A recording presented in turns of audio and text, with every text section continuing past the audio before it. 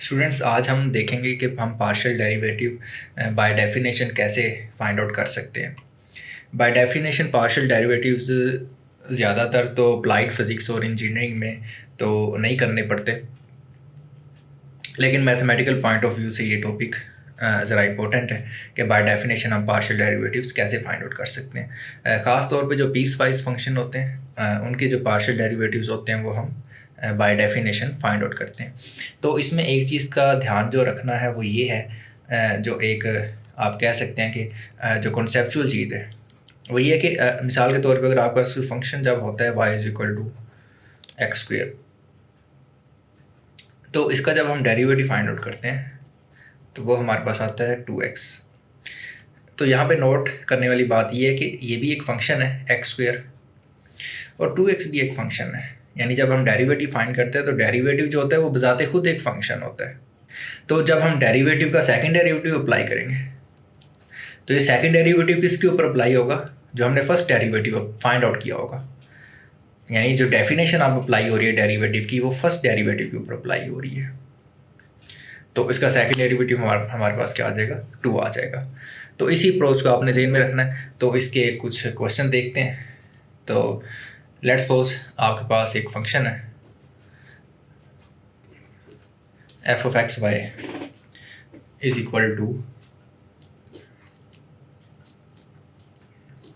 xy into x² minus y² over x² plus y² and 0। ये value function की तब होती है अगर आपके पास x y not equal to 0 और फंक्शन की वैल्यू 0 तब होगी जब अगर आपके पास जो पॉइंट है डोमेन का वो ओरिजिन हो।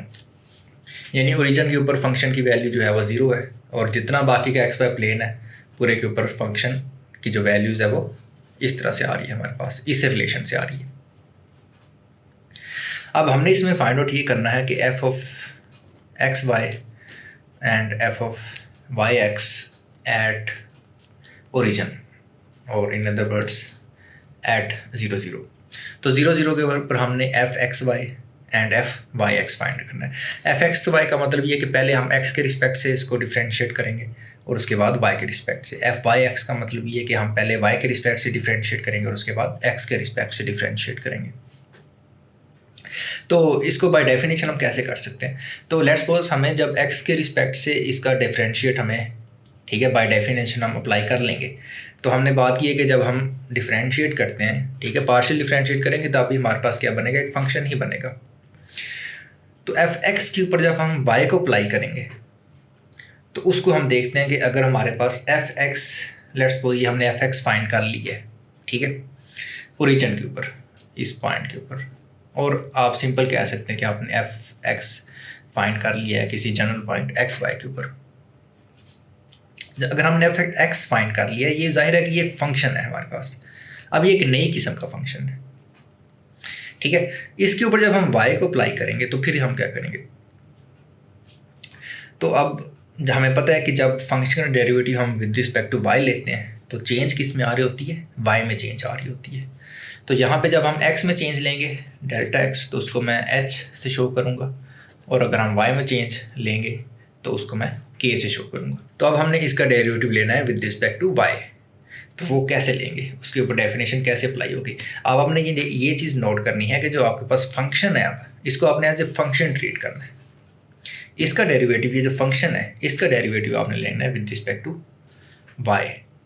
तो चेंज किस में आएगी? चेंज सिर्फ और सिर्फ किसके अंदर आएगी?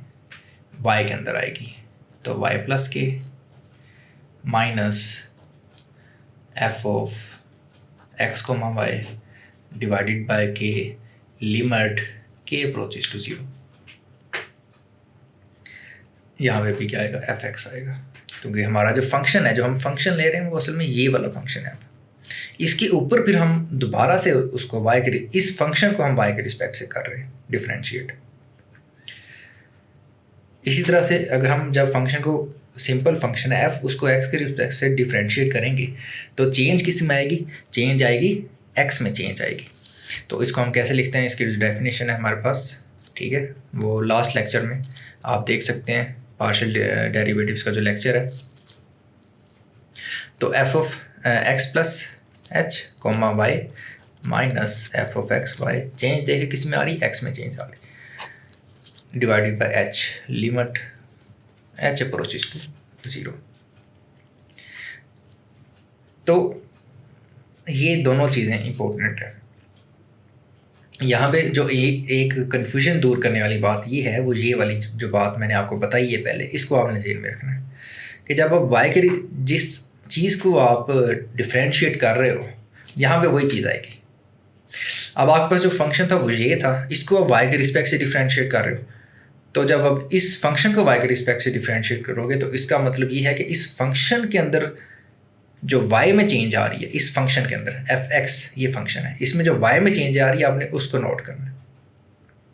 इसी तरह जब आप f को आप x के रिस्पेक्ट से डिफ्रेंशिएट कर रहे हो तो f के अंदर जो चेंज आ रही है x के रिस्पेक्ट से, ठीक है, तो उसको आपने देखना है।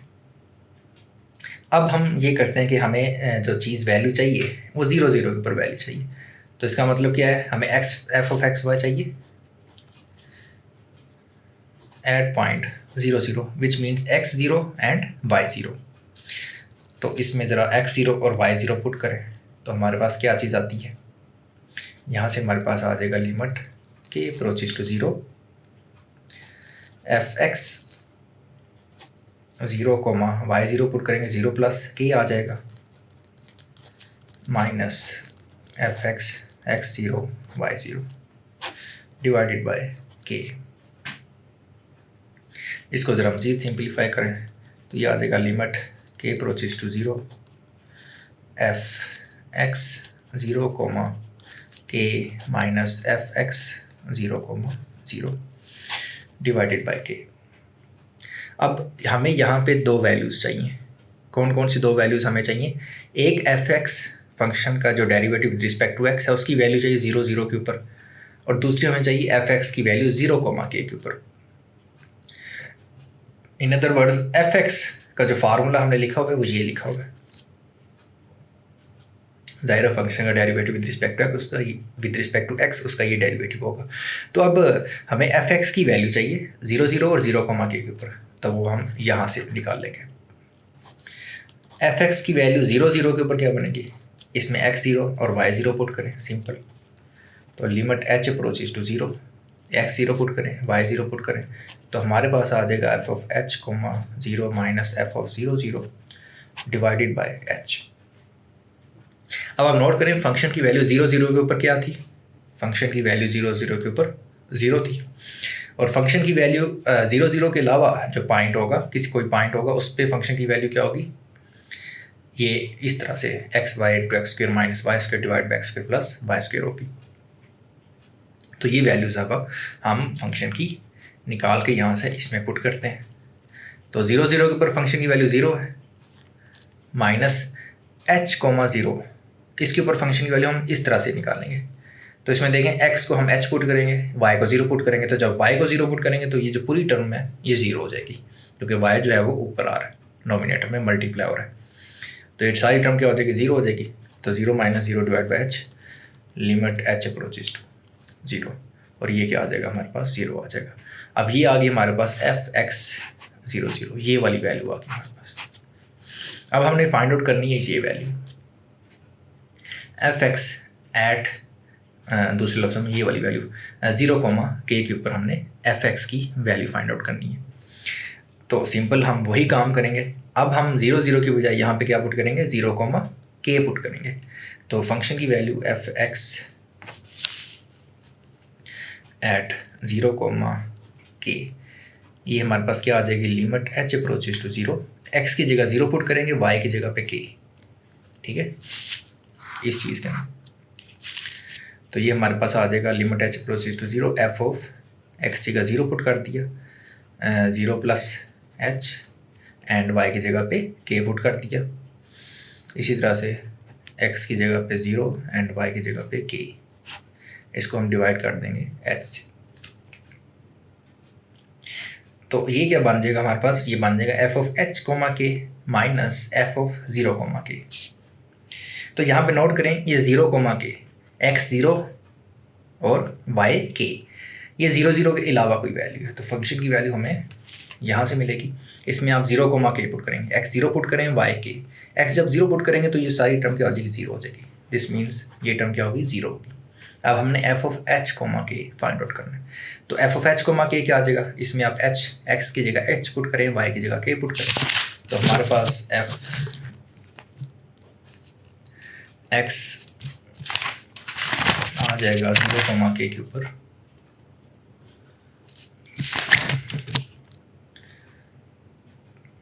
Limit H equal to 0।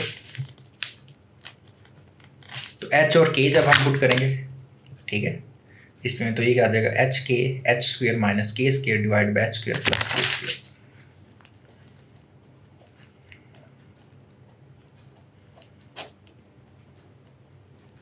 Minus, तो माइनस यहाँ पे देखें एफ ऑफ 0 के था, ठीक है, ये 0 था, तो यहाँ पे 0 पुट कर देंगे डिवाइड बाय एच।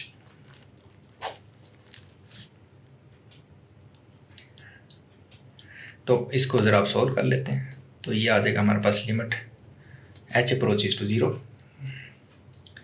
तो ये जो लिमिट आएगी हमारे पास, इसको थोड़ा सा हम मज़ीद डिवाइड करें तो ये 0 तो ख़त्म हो जाएगा, एच के साथ एच कैंसिल हो जाएगा, तो ये हमारे पास आएगा के into H square minus K square over H square plus K square.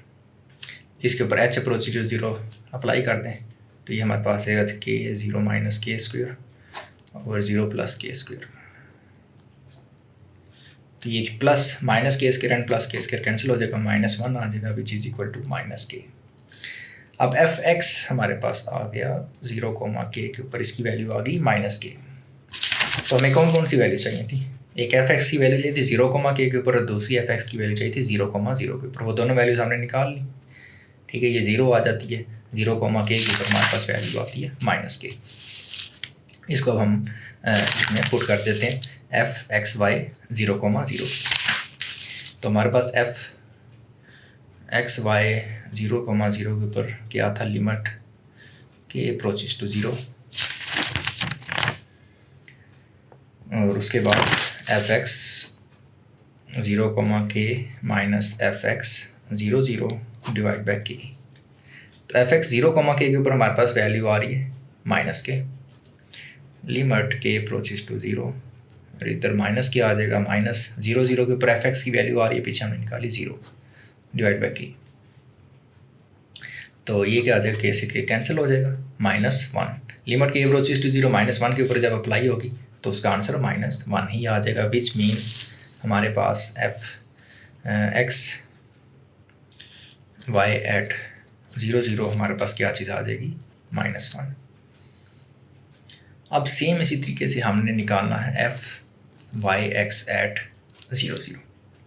तो यहाँ पे नोट करें, हमें पहला डेरिवेटिव किसके रिस्पेक्ट से लेना पड़ेगा, y के रिस्पेक्ट से, और उसके बाद हमें उसको x के रिस्पेक्ट से डिफ्रेंशिएट करना पड़ेगा। तो मिसाल के तौर पे अगर हमारे पास y आ जाता है, एफ वाई हम फाइंड कर लेते हैं, उसको हम x के रिस्पेक्ट से डिफ्रेंशिएट करेंगे जब, तो इसके ऊपर अब हम इस फंक्शन को इस्तेमाल करेंगे, ठीक है। तो एफ वाई एक्स हमारे पास क्या बनेगा, तो अब नोट करें कि इस फंक्शन के अंदर हमने इसको डिफरेंशिएट कर रहे हैं विद रिस्पेक्ट टू x, तो इसके अंदर जो चेंज आएगी, ये जो फंक्शन एफ वाई, इसमें जो चेंज आएगी वो x में चेंज हम देखेंगे। तो हमारे पास एफ वाई, इसके अंदर चेंज किस में देखनी है, x में देखनी है, और x में चेंज जो है वो उससे हमने h का हुआ है, और y वैसे ही रहेगा minus F Y X comma Y divided by, तो क्योंकि हम x में चेंज देख रहे हैं तो यहाँ पे h आ जाएगा, लिमिट h अप्रोचेस टू 0।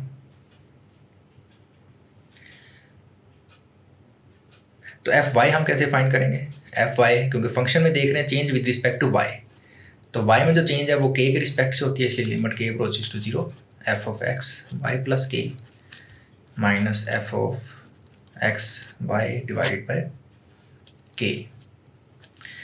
तो ये हमने वैल्यूएट करने हैं 0 0 के ऊपर। तो अगर हम इसमें 0 0 पुट करें एफ वाई एक्स एट 0 0, तो ये हमारे पास क्या आ जाएगा, limit H approaches to 0 F Y X 0 put करें, वाई 0 पुट करें, तो यहाँ पे आ जाएगा h comma 0 minus F Y 0 comma 0 divided by h। तो ये हमारे पास आ गया एफ वाई एक्स 0 0 के ऊपर हमें अब इसमें कौन कौन सी वैल्यू चाहिए, हमें इसमें दो वैल्यू चाहिए। एक चाहिए हमें एफ वाई की वैल्यू चाहिए एट एच कोमा 0 के ऊपर, और दूसरी एफ वाई की वैल्यू चाहिए 0 कोमा 0 के ऊपर। तो हमारे पास जो वाई एफ वाई का फार्मूला वो ये है। तो इसमें हम पहले इसको 0 0 के ऊपर वैल्यूएट करते हैं, एफ वाई को 0 0 के ऊपर वैल्यूएट करेंगे, एक्स को 0 पुट करें, वाई को 0 पुट करें।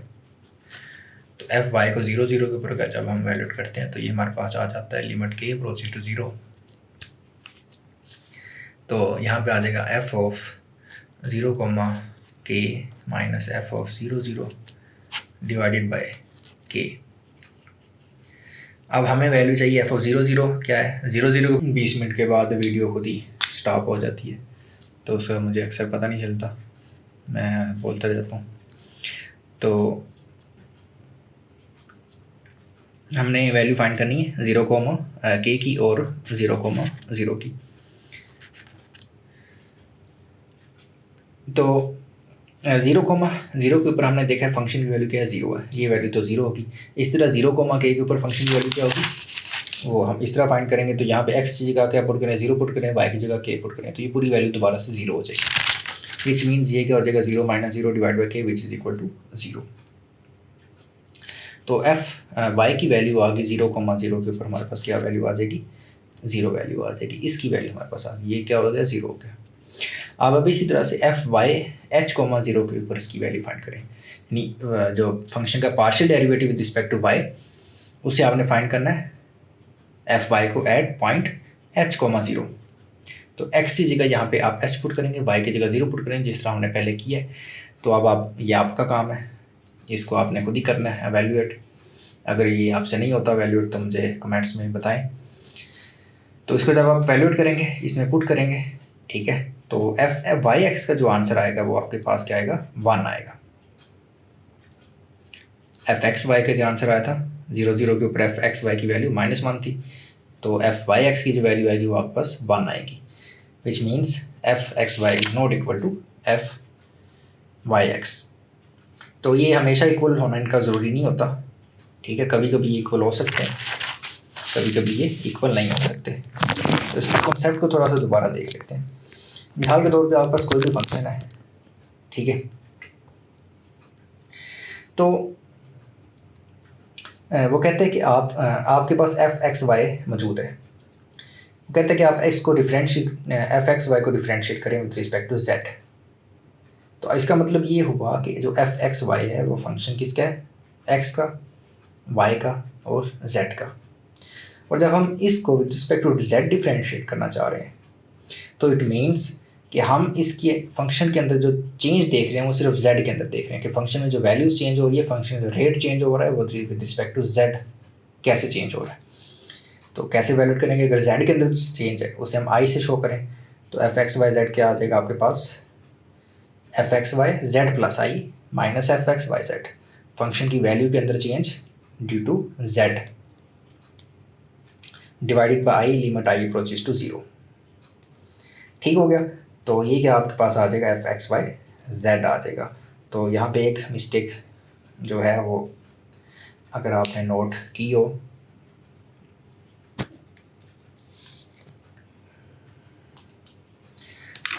तो यहाँ पे क्या आएगा एफ एक्स वाई, क्योंकि हम एफ एक्स वाई को डिफरेंशिएट कर रहे हैं विद रिस्पेक्ट टू जेड, ठीक है, इस फंक्शन को। तो यहाँ पे भी हमारे पास क्या आएगा एफ एक्स वाई। इसी तरह से मिसाल के तौर पे आपके पास कोई और फंक्शन है, अगर जो अब ये तो खैर आई होप आपको ये क्लियर हो गया होगा। मज़ीद अगर आपके पास कोई सिंपल फंक्शंस है, ठीक है, उनको तो डिफरेंशिएट करना बहुत आसान है। मिसाल तौर पर अगर आपके पास ये function x square plus y square, तो इसको अगर हम डिफरेंशिएट करें विद रिस्पेक्ट टू एक्स तो वाई कांस्टेंट के तौर पे ट्रीट होगा, उसका डेरिवेटिव 0 हो जाएगा, तो एक्स स्क्वायर का डेरिवेटिव 2x आ जाएगा। इसी तरह with respect to y differentiate करेंगे, एक्स कांस्टेंट हो जाएगा, इस वाई स्क्वायर का डेरिवेटिव 2y आ जाएगा, ठीक है। तो अगर आप एफ एक्स को दोबारा से इसको with respect to y differentiate करें तो क्योंकि इसके अंदर वाई मौजूद ही नहीं है, तो इसका मतलब ये तो एक्स कांस्टेंट है फिर वाई के रिस्पेक्ट से, तो इसका डेरिवेटिव क्या आ जाएगा f x y equal to 0 आ जाएगा। इसी तरह से इसको जब एक्स के रिस्पेक्ट से डिफरेंशिएट करेंगे तो F Y x equal to 0 आ जाएगा। इस केस में देखेंगे दोनों चीज़ें क्या आ रही हैं, इक्वल आ रही हैं। तो कभी ये दोनों इक्वल हो सकती हैं और कभी इक्वल नहीं हो सकती। तो इसकी एक जो क्राइटेरिया है हमारे पास उसे हम कहते हैं क्लैरेट्स थ्योरम। तो क्लैरेट्स थ्योरम ये कहते हैं कि अगर आपके पास एफ एक्स वाई कंटिन्यूस हो किसी पॉइंट ए कोमा बी के ऊपर और एफ वाई एक्स भी कंटिन्यूस हो किसी पॉइंट ए कोमा बी के ऊपर, तो हमारे पास क्या होता है f x y equal to होगा एफ वाई एक्स के। और ये चीज़ आगे आप इसे मज़ीद एक्सटेंड कर सकते हैं, x y z, f x y z, f z y x.